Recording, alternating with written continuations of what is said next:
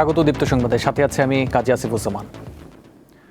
যুদ্ধবন্ধে অবশেষে সমঝোতায় পৌঁছেছে ইরান ও যুক্তরাষ্ট্র। শুক্রবার সুইজারল্যান্ডে আনুষ্ঠানিকভাবে চুক্তি সই হবে। ওয়াশিংটন ও তেহরান বিষয়টি নিশ্চিত করেছে। চুক্তি হলে হরমুজ প্রণালী উন্মুক্ত করে দেবে ইরান। যুদ্ধবন্ধের খবরে আন্তর্জাতিক বাজারে জ্বালানি তেলের দাম কমতে শুরু করেছে। চলতি বছরের ২৮ ফেব্রুয়ারি শুরু হওয়া যুদ্ধ স্থায়ীভাবে বন্ধের লক্ষ্যে বেশ কয়েক সপ্তাহ ধরে যুক্তরাষ্ট্র ও ইরানের মধ্যে দর কষাকষি চলছে। পাকিস্তানের মধ্যস্থতায় দফায় দফায় আলোচনা করেন দেশ দুটির কর্মকর্তারা। অবশেষে সোমবার সুখবর দিলেন পাকিস্তানের প্রধানমন্ত্রী শেহবাজ শরীফ। যুক্তরাষ্ট্রের প্রেসিডেন্ট ডোনাল্ড ট্রাম্প বিষয়টি নিশ্চিত করেছেন। শান্তি চুক্তির বিষয়ে ইরানের রাষ্ট্রীয় গণমাধ্যমও তেহরানের সম্মতির খবর দিয়েছে। শুক্রবার সুইজারল্যান্ডে দুই দেশের মধ্যে আনুষ্ঠানিকভাবে চুক্তি সই হবে।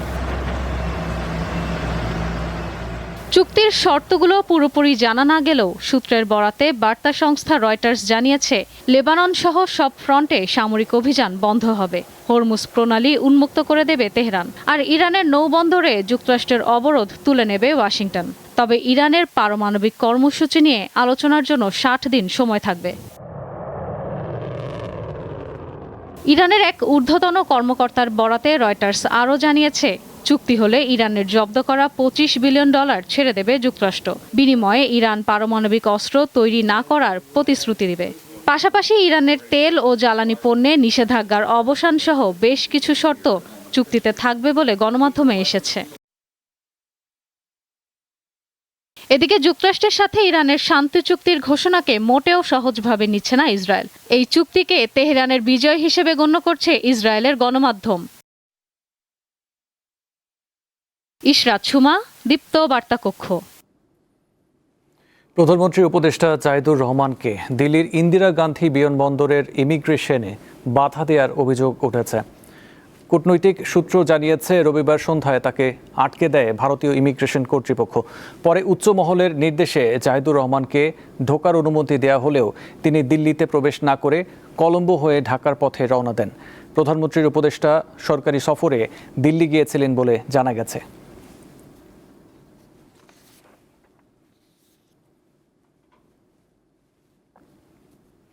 2026-27 অর্থ বছরের প্রস্তাবিত বাজেট শেয়ার বাজার বান্ধব এবং দীর্ঘমেয়াদী বিনিয়োগের জন্য সহায়ক বলে মনে করছেন বিনিয়োগকারী ও পুঁজিবাজার বিশ্লেষকরা। ঢাকা স্টক এক্সচেঞ্জ কর্তৃপক্ষ বলছে, বাজেটে নীতিগত সংস্কার, কর ছাড় ও প্রণোদনামূলক পদক্ষেপ রাখা হয়েছে, যা পুঁজিবাজারে দীর্ঘমেয়াদে স্থিতিশীলতা বাড়াবে। প্রতি বছর বাজেট এলেই শেয়ার বাজারে বিনিয়োগকারীরা অপেক্ষা করেন এবারের বাজেটে বাজার উন্নয়নে কী পদক্ষেপ রয়েছে। চলুন দেখে নেওয়া যাক 2026-27 অর্থবছরের বাজেটে শেয়ার বাজারের উন্নয়নে কী কী পদক্ষেপ রয়েছে। প্রস্তাবিত বাজেটে খুচরা বিনিয়োগকারীদের জন্য তাৎক্ষণিক কর ছাড় বা নীতি প্রণোদনা না থাকলেও দীর্ঘমেয়াদী ও প্রাতিষ্ঠানিক ভিত্তি শক্তিশালী করার ওপর জোর দেওয়া হয়েছে। বিশেষ করে লেনদেন নিষ্পত্তির সময়সীমা হ্রাস বা একই দিনে নিষ্পত্তির পরিকল্পনা, জবাবদিহিতা ও স্বচ্ছতা বৃদ্ধি, পুঁজিবাজার সংশ্লিষ্ট দ্রুত বিরোধ নিষ্পত্তিতে বিশেষ ট্রাইব্যুনাল গঠন, কমোডিটি এক্সচেঞ্জ ও বন্ড চালুর প্রস্তাব এবং বিদেশি বিনিয়োগ সহজীকরণ। আর এসব পদক্ষেপ দেখে বাজারের প্রতি আস্থা ফিরবে বলে আশা করছেন বিনিয়োগকারীরা। অন্তপক্ষে ডাইল ভাত খাইয়ার মতন যেন করতে পারি, সেই যেন সরকার যেন আমাদের দিকে যেন একটু সুনজর যেন দেয়। ক্ষুদ্র বিনিয়োগকারীরা ওভারঅলি এখন দীর্ঘদিনে যে একটা আস্থার সংকট ছিল, সেই আস্থার সংকট তো কাটিয়ে উঠছে। সেই কারণে বাজারের ভলিউম বৃদ্ধি পাচ্ছে, সেখানে ইন্ডেক্সও বৃদ্ধি পাচ্ছে। বাজেটে শেয়ার বাজারের ওপর নেওয়া পদক্ষেপ বাজারে ইতিবাচক প্রভাব ফেলবে বলে মত ডিএসসি ব্রোকারেজ অ্যাসোসিয়েশনের। ওভারঅল বাজেটটা আমরা মনে করি যে বিনিয়োগ বাজার বান্ধব যেটাকে বলেন বা সহায়ক বলে আমরা যেটাই বলি, মানে it is a pro capital market budget. কারণ কি ক্যাপিটাল মার্কেটটাকে এমফাসাইজ করা হয়েছে, ব্যাংকের উপর ডিপেন্ডেন্সিটা কমিয়ে পুঁজিবাজারের দিকে যাতে এন্টারপ্রিনাররা আসতে পারে সেই ধরনের কথাবার্তা বলা আছে, চিন্তাভাবনা বলা আছে। এদিকে ডিএসসি কর্তৃপক্ষ বলছে, বাজারে নতুন নতুন আইপিও আনার ক্ষেত্রে নতুন বাজেটে ভালো পদক্ষেপ রয়েছে। বাজেটে শেয়ার বাজারকে নৈতিক জায়গায় অ্যাড্রেস করা হয়েছে। বাজারের মূল বিষয়টা ছিল আইপিওর মান, আইপিওর কোয়ালিটি, আইপিওর গভীরতা, আইপিওর উদ্যোক্তাদের স্বচ্ছতা, উদ্যোক্তাদের সততা, এই কোনো বিষয় কিন্তু এখানে কোনো শৃঙ্খলা ছিল না। অ্যাড্রেস করেছেন এবং আইপিওর বাজারে আসতে গেলে কত সময় লাগবে, ইস্যু ম্যানেজার কারা, আইপিও জমা দেওয়ার পর দীর্ঘসূত্রিতা, নানা বিষয় ছিল। মানে বাজারে একটা আইপিও একটা যন্ত্রণার বিষয়, উদ্যোক্তারা এখানে আসতে চান না, উদ্যোক্তারা বাজার সম্পর্কে মুখ ফিরিয়ে নিয়েছেন, এই সবগুলো বিষয়কে তিনি অন্তর্ভুক্ত করেছেন। সব মিলিয়ে বাজারের প্রতি বিনিয়োগকারীদের আস্থার ভিত মজবুত হবে বলে আশা করছেন সংশ্লিষ্টরা। শাহরিয়ার ইমন, দীপ্ত সংবাদ, ঢাকা। এবারের বাজেটে নতুন উদ্যোক্তাদের জন্য 500 কোটি টাকার স্টার্টআপ তহবিল এবং এসএমই খাতের জন্য 7,000 কোটি টাকার অর্থায়ন সহায়তার প্রস্তাব এসেছে। তবে প্রশ্ন হচ্ছে, এসব প্রণোদনা কি উদ্যোক্তাদের অর্থের সংকট দূর করবে, নাকি তা বরাবরের মতোই সীমাবদ্ধ থাকবে কাগজে কলমে? নতুন ব্যবসা শুরু করতে মূলধনের অভাব আর ব্যবসার পরিধি বাড়াতে সহজ শর্তে ঋণ না পাওয়া দেশের বেশিরভাগ স্টার্টআপ ও এসএমই উদ্যোক্তাদের অভিযোগ প্রায় একই। এসব চ্যালেঞ্জ মোকাবেলায় এবার বাজেটে স্টার্টআপ খাতের জন্য বিশেষ তহবিল, প্রযুক্তি নির্ভর উদ্যোক্তা তৈরি, কর সুবিধা এবং এসএমই উদ্যোক্তাদের জন্য বড় আকারের প্রণোদনা ও স্বল্প সুদের ঋণ সহায়তার প্রস্তাব করা হয়েছে। উদ্যোক্তারা বলছেন, সহজ শর্তে ঋণের কথা বলা হলেও ব্যাংকগুলোর কঠোর জামানত নীতির কারণে বাস্তবে ছোট উদ্যোক্তারা ঋণ পান না। প্রপার একটা গুড বাজেট এসে গেলে যখন আসলে আমার 10 লাখ 20 লাখ টাকার অ্যাকচুয়ালি নিড নেই, তখন লোনটা দেওয়া হয় 20 লাখ টাকা থেকে। এই যে কিছু কিছু নোটেড জিনিস আছে যেগুলো এখানে শর্ত প্রযোজ্য, ছোট করে যেরকম লেখা থাকে ওই জিনিসগুলো আই থিঙ্ক আরও ক্লিয়ার আপ করা উচিত। যত এগুলো ক্লিয়ার থাকবে তত একটা উদ্যোক্তার কাছে জিনিসটা হ্যাসেল কম হবে, তারা আগেই জানতে পারবে, অবশ্যই আগে 10 জায়গায় ঘুরবে না। অর্থায়নের অভাব ও নীতিগত জটিলতায় হাজারো তরুণ উদ্যোক্তা যখন টিকে থাকার চ্যালেঞ্জে পড়েন, তখন বাজেটে এমন ঘোষণা নিয়ে তাদের প্রত্যাশাও অনেক। সরকারিভাবেই আসা উচিত যাতে স্টার্টআপ অ্যান্ড অলের পার্টগুলো গুছিয়ে ফান্ডিংগুলো স্মল মিডিয়াম এন্টারপ্রাইজের পার্টটা মানে এসএমই খাতের আগে থেকেই যাতে শুরু হয়, তাহলে আমাদের বাংলাদেশে অনেক সুন্দর সুন্দর আইডিয়া এবং অনেক সুন্দর সুন্দর উদ্যোগ আছে যেগুলো আসলে বিশ্বব্যাপী যাওয়ার মতন। যদি জেনজির কথাই যদি শুধু বলি, তাদেরকে এই জেনারেশনটাকে বলেন না যে প্রপার ইউটিলাইজ করতে হবে, হাতছাড়া করা যাবে না, তাহলে কিন্তু তার দেশের বাইরে চলে যাবে। অর্থনীতিবিদরা বলছেন, প্রকৃত উদ্যোক্তাদের কাছে ঘোষিত তহবিল ও প্রণোদনা পৌঁছানো এবং ব্যবস্থাপনায় স্বচ্ছতা নিশ্চিত করাই সরকারের সবচেয়ে বড় চ্যালেঞ্জ। আমাদের ব্যাংকারদের মন মানসিকতার মধ্যে একটু পরিবর্তন আনতে হবে এবং তার জন্য সেন্ট্রাল ব্যাংকেরও একটা তদারকিও রাখতে হবে, তাই সেন্ট্রাল ব্যাংকে একটু চাপও দিতে হবে তাদের এই মন মানসিকতা পরিবর্তন করার ক্ষেত্রে। এসএমই এন্টারপ্রেনিয়রদেরকে আপনি ঘরে ডেকে নিয়ে আসবেন, বড়কে বলতে হবে যে we are meant for you, এবং আমাদের এই হচ্ছে আমাদের প্রোডাক্ট, এগুলো তোমার ফাইন্যান্সিয়াল প্ল্যানিংয়ের সাথে কীভাবে ফিট করে এটা চিন্তা ভাবনা করে তুমি তাদেরকে ফাইন্যান্স করবা। সুতরাং তারা তখন সেইভাবে নিজেদেরকে অ্যাডাপ্ট করে নেবে। কিন্তু আমরা তো সব জায়গায় কর্পোরেট ফাইন্যান্সিং অ্যাপ্রোচ ব্যবহার করি। বাজেটে ঘোষিত সুবিধা মাঠ পর্যায়ে উদ্যোক্তাদের হাতে পৌঁছানো গেলে কর্মসংস্থান ও বিনিয়োগে কাঙ্ক্ষিত গতি আসবে বলে মনে করেন বিশেষজ্ঞরা। শিউলি শবনম, দীপ্ত সংবাদ, ঢাকা। যাচ্ছে অন্য প্রসঙ্গে। আদালতের নিষেধাজ্ঞা অমান্য করে ঢাকা আরিচা মহাসড়কে চলাচল করছে 3 হুইলার। মাঝে মাঝে অভিযান চললেও এসব অবৈধ যানবাহনের দৌরাত্ম্য কমছে না। গত 7 এপ্রিল ঢাকা আরিচা মহাসড়কে অবৈধ 3 হুইলারের বিরুদ্ধে অভিযান চালায় সাভার হাইওয়ে পুলিশ। এ সময় অভিযানে বাধা দেয় পরিবহন চালকরা। তারা সংঘবদ্ধ হয়ে মব সৃষ্টি করে হাইওয়ে থানায় হামলার চেষ্টা চালায়। এ সময় পথচারী সহ আহত হয় অন্তত 5 জন। গুরুত্বপূর্ণ এই সড়কে এমন ঘটনা প্রায় ঘটছে।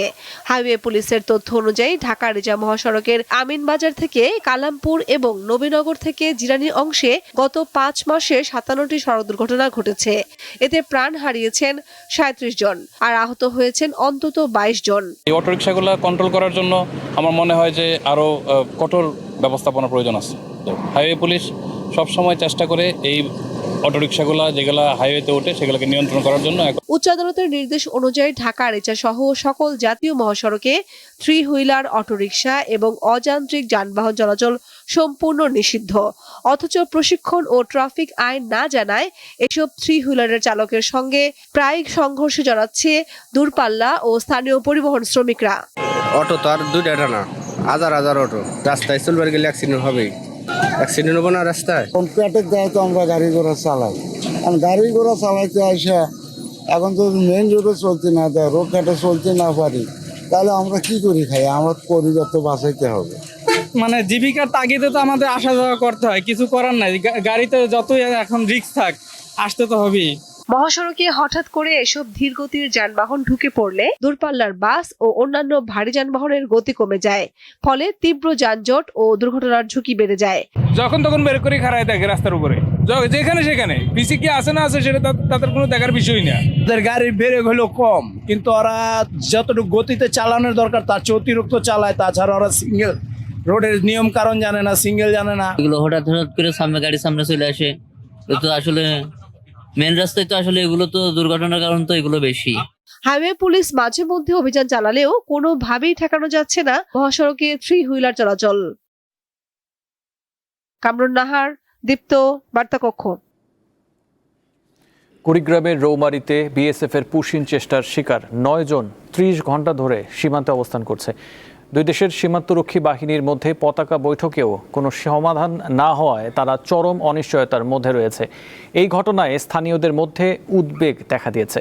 বিজিবি জানায়, রবিবার সকাল 6:30টায় 9 জনকে পুশিনের চেষ্টা চালায় বিএসএফ, কিন্তু বিজিবি ও স্থানীয়দের বাধায় তারা তা করতে পারেনি।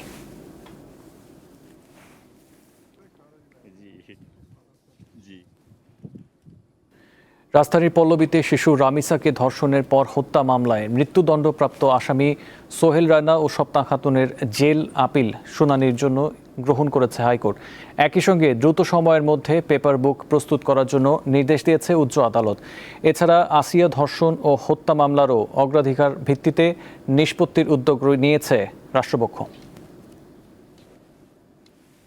রাজধানীর পল্লবীতে শিশু রামিসাকে নৃশংসভাবে ধর্ষণ ও হত্যা করা হয়। ঘটনার পর দেশজুড়ে বিচারের দাবি জোরালো হয়। এমন প্রেক্ষাপটে মামলাটির তদন্ত ও বিচার দ্রুত নিষ্পত্তির নির্দেশ দেন প্রধানমন্ত্রী। এরই ধারাবাহিকতায় গত 7 জুন ঢাকার শিশু সহিংসতা দমন ট্রাইব্যুনাল রায় দেয়। রায়ে প্রধান অভিযুক্ত সোহেল রানা এবং তার স্ত্রী স্বপ্না খাতুনকে মৃত্যুদণ্ড দেয়া হয়। পরে তাদের কারাগারের কন্ডেম সেলে স্থানান্তর করা হয়। গত বৃহস্পতিবার কারা কর্তৃপক্ষের মাধ্যমে জেল আপিল করেন 2 আসামি। রবিবার বিচারপতি মোহাম্মদ আলীর নেতৃত্বে গঠিত বেঞ্চের কার্যতালিকায় মামলাটি আসে। আদালত আসামিদের জেল আপিল শুনানির জন্য গ্রহণ করে। এ সময় শুনানিতে উপস্থিত ছিলেন অ্যাটর্নি জেনারেল। পরে তিনি জানান, শিশু রামিসা ধর্ষণ ও হত্যা মামলার আপিল শুনানির জন্য প্রয়োজনীয় প্রস্তুতি নিয়েছে রাষ্ট্রপক্ষ। জেল আপিল মঞ্জুরির আবেদনপত্র অনুমোদন করেছেন এবং আমি আদালতকেও বিনয়ের সঙ্গে বলেছি যে রামিসা হত্যা মামলার পেপার বুক তৈরি করে মৃত্যুদণ্ড রেফারেন্স শুনানির যে প্রস্তুতি সেটি সম্পন্ন দ্রুততর হবে যদি আজকের মধ্যেই আপনারা এই আদেশটি যদি স্বাক্ষর করে যদি সংশ্লিষ্ট সেকশনে পাঠিয়ে দেন। আমরা প্রত্যাশা করি সেটি যাওয়ার পরেই রামিসা হত্যা মামলার মৃত্যুদণ্ড রেফারেন্স শুনানির জন্য প্রস্তুতির কাজটা অনেক এগিয়ে যাবে, পেপার বুক তৈরি হয়ে যাবে। একই দিন বিচারপতি ভীষ্মদেব চক্রবর্তী ও বিচারপতি AK-M রাশেদুজ্জামান রাজার সমন্বয়ে গঠিত বিশেষ বেঞ্চে শিশু আসিয়া সহ 20টি মামলা কার্যতালিকায় আসে। এ সময় আসামিদের মৃত্যুদণ্ড নিশ্চিতকরণ ও আপিল অগ্রাধিকার ভিত্তিতে শুনানির আবেদন জানান অ্যাটর্নি জেনারেল। আমি আদালতকে গিয়ে আমাদের পূর্ব সিদ্ধান্ত অনুযায়ী আদালতকে জানিয়েছি যে রাষ্ট্রের পক্ষ থেকে এই মামলাগুলো শুনানি এবং নিষ্পত্তিতে আমরা কোনো রকম মুলতবি গ্রহণ করব না। মামলা যতগুলো মামলা আছে আমাদের পূর্ণ প্রস্তুতি আছে।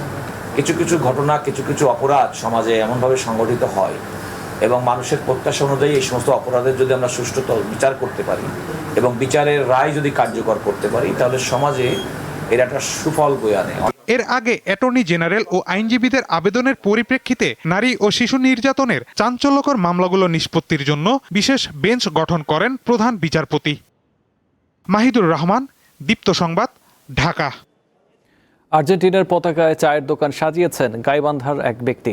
তার দোকানে কোনো আর্জেন্টিনা সমর্থক চা খেলে দাম নিচ্ছেন অর্ধেক। লিওনেল মেসির দলের এই ভক্তের নাম মোহাম্মদ আলম মিয়া। ফুটবল বিশ্বকাপের উন্মাদনা যখন শহর থেকে গ্রামগঞ্জে পৌঁছেছে তখন পিছিয়ে নেই কিন্তু এই চা দোকানি। গাইবান্ধা সদর উপজেলার খানকা শরীফ এলাকার এই চা দোকানি আলম ভাই, তিনি তার প্রিয় দল আর্জেন্টিনাকে ভালোবেসে এবং মেসিকে অনুপ্রেরণা হিসেবে নিয়ে কিন্তু আর্জেন্টিনার পতাকার আদলে তার চার দোকানটি কিন্তু রঙিন করে তুলেছে। আমরা একটু শুনবো এই আর্জেন্টিনার সমর্থকের কথা। এটা আমি আপনার 82 সাল থেকে আমি আর্জেন্টিনার খুব সাপোর্ট করি এবং খুব ভক্ত। ওই জন্য আমি আমার দোকানটাকে আমি চিন্তা করলাম যে যেহেতু এর আগে কোনোদিন আমি দোকানটা সাজাই নাই, অবশ্যই এবার দোকানটা আমার সাজানো যায়, যেহেতু আমার গতবার কাপ পাচ্ছি। হ্যাঁ, তো ওই জন্য আমি দোকানটা খুব মানে রং করে সাজাচ্ছি, আর্জেন্টিনার কালার দিয়ে পতাকা দিয়ে সাজাচ্ছি। শুধু তাই নয়, আর্জেন্টিনার যারা সমর্থক রয়েছেন তারা এখানে চা খেতে আসলে কিন্তু তাদেরকে অর্ধেক দামেই চার বিলও তিনি নিয়ে থাকেন। এই দোকানটাকে রং করার পর খুব সৌন্দর্য আসার পর আমি তো আর্জেন্টিনার খেলার দিন আমি চা সবাইকে অর্ধেক দামে খাওয়াই, 10 টাকা চা 5 টাকা, 3টা লাল চা 10 টাকা। আমি কথা দিছি এবং পূরণ করবো ইনশাল্লাহ। যারা আর্জেন্টিনার সাপোর্টার তাদেরকে হচ্ছে 50% ডিসকাউন্ট দিচ্ছে যে কোনো খাবারে, চা থেকে শুরু করে সবকিছুতে। খুবই ভালো লেগেছে, বিশেষ করে আমরা যারা আর্জেন্টিনার সাপোর্টার দিতে গেলে এই কালার দেখলেই শান্তি লাগে। উনি বিশেষভাবে একটা আনন্দ দেওয়ার কারণ যে এই যে আর্জেন্টিনার বিল্ডিংটা সাজানো দেখতেছেন, দোকানটা পুরোটাই সাজাইছে, টিউবওয়েল থেকে চুলা পর্যন্ত সবাই সাজাইছে। এই আমরা যখন বিশ্বকাপের খেলা দেখতে আসি, বিশেষভাবে আর্জেন্টিনার খেলা যেদিন, সেদিন আমাদের উনি ফ্রি চা খাওয়ায়। আর্জেন্টিনার ফুটবল প্রেমী এই ভক্তের ব্যতিক্রমী উদ্যোগকে সাধুবাদ জানাচ্ছেন আর্জেন্টিনার সমর্থকরা। সেই সঙ্গে ফুটবল বিশ্বকাপের আমেজ সবার মাঝে আনন্দ বয়ে নিয়ে আসুক, এমনটি প্রত্যাশা করছেন ফুটবল প্রেমীরা। গাইবান্ধার খানকা শরীফ থেকে আতর রহমান রানা, দীপ্ত সংবাদ। এই ছিল এখনকার মতো। পরবর্তী সংবাদ 2টায় দেখার আমন্ত্রণ রইল। এছাড়াও তথ্য ও বিনোদনের খবর পেতে চোখ রাখুন দীপ্ত টিভি ডিজিটাল প্ল্যাটফর্মগুলোতে। ধন্যবাদ।